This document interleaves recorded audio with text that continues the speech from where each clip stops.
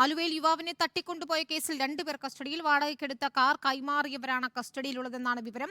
Pathanamthitta air ക്യാമ്പിലെ ASI ആണ് car വാടകയ്ക്കെടുത്തത്. ASIയുടെ മൊഴി എടുക്കുകയാണ്. ഒരാളെ തട്ടിക്കൊണ്ടുപോയതിന് ദൃക്സാക്ഷികളുണ്ടെന്നും 3 പേരെ തട്ടിക്കൊണ്ടുപോയതായി സംശയമുണ്ടെന്നും SP വൈഭവ് സക്സേന പറഞ്ഞു.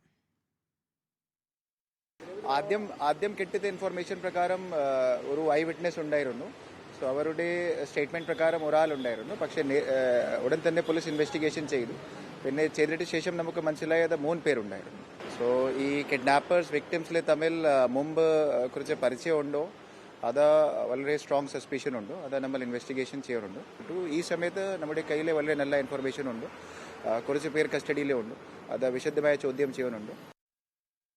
അലി അക്ബർ ഷാ തന്നെ നൽകും വിവരങ്ങൾ. അലി, ഒരു ASI വാടകയ്ക്കെടുത്ത കാറാണ്, അതാണോ ഈ തട്ടിക്കൊണ്ടുപോകലിന് ഉപയോഗിച്ചത്? എന്താണ് ഇപ്പോൾ ഇതിലൊരു വ്യക്തത വന്നിട്ടുണ്ടോ? എങ്ങനെയാണ് ഈ സംഭവം നടന്നത് എന്നത് സംബന്ധിച്ച് എന്താണ് SP വിശദീകരിക്കുന്നത്?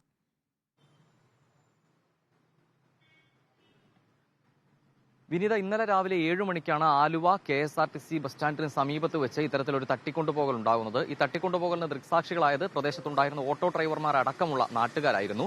അതിനുശേഷം CC ക്യാമറ ദൃശ്യങ്ങൾ കേന്ദ്രീകരിച്ച് നടത്തിയ അന്വേഷണം ഈ റെന്റേ കാർ ടീമുകളിലേക്ക് എത്തുന്നത്. ഈ കാർ വാടകയ്ക്കെടുത്തതാണ് എന്ന് കണ്ടെത്തുന്നു.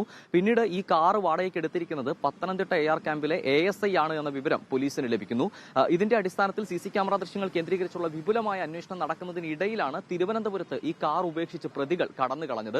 ഈ ASIയെ ചോദ്യം ചെയ്തപ്പോൾ ലഭിച്ച വിവരമനുസരിച്ച് ഇയാൾ വാടകയ്ക്കെടുത്ത കാർ തന്നെയാണ്. പക്ഷേ ഈ വാടകയ്ക്കെടുത്ത ശേഷം സുഹൃത്തിന്റെ ആവശ്യത്തിന് വേണ്ടി സുഹൃത്തിന് വാഹനം കൈമാറി എന്നാണ് ASI വിവരം നൽകിയിരിക്കുന്നത്. അതിനപ്പുറത്തേക്ക് ഈ തട്ടിക്കൊണ്ടുപോകലുമായി ബന്ധപ്പെട്ട യാതൊരു വിവരവും തനിക്ക് അറിയില്ല എന്നും അദ്ദേഹം പറഞ്ഞിട്ടുണ്ട്.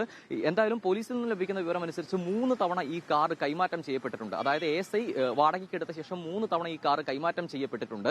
ഇപ്പോൾ നിലവിൽ 2 പേരാണ് ഈ കേസുമായി ബന്ധപ്പെട്ട് ആലുവ പോലീസിന്റെ കസ്റ്റഡിയിലുള്ളത്. ഈ കാർ വാടകയ്ക്ക് എടുക്കാൻ സഹായിച്ച 2 ആളുകളാണ് ഇപ്പോൾ കസ്റ്റഡിയിലുള്ളത്. ഇവരെ തൃശ്ശൂരിൽ നിന്നാണ് പോലീസ് കസ്റ്റഡിയിൽ എടുത്തിരിക്കുന്നത്. കൂടുതൽ ആളുകളെ തട്ടിക്കൊണ്ടുപോയതുമായി ബന്ധപ്പെട്ടുള്ള അന്വേഷണം ഇപ്പോൾ പുരോഗമിക്കുകയാണ്. അല്പസമയം മുമ്പ് SP പ്രതികരിച്ചപ്പോൾ പറഞ്ഞത് ഒരാളെ തട്ടിക്കൊണ്ടുപോയതിന്റെ ദൃക്സാക്ഷികളുണ്ട്.